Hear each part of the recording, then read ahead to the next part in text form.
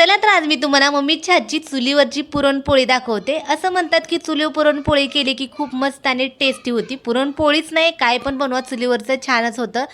त्यामुळे तुमच्याजवळ जर चूल असेल तर कधी तर पुरणपोळी चुलीवर करायची, मस्त अशी एन्जॉय करायची।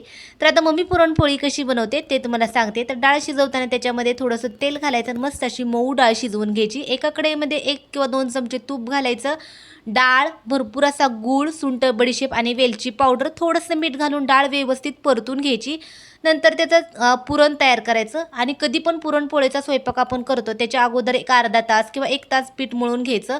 म्हणजे कसं पीठ छान असं मुरलं की पोळ्या खूप मस्त होतात आणि फुटत पण नाहीत। आता आवडीनुसार पुरण कमी जास्त तुम्ही भरू शकता। आता आमच्या घरात कसं पुरण भरपूर असं आवडतं भरलेलं। आणि चुलीवर स्वयंपाक करायला थोडासा वेळ लागतो पण खूप मस्त आणि चवीला पोळी लागते। त्यामुळे मम्मी पोळ्या लाटून देत होती आणि मी शेकत बसले होते। चला तर मम्मीच्या हातची पुरणपोळी कशी वाटली ते नक्की सांगा। बाय।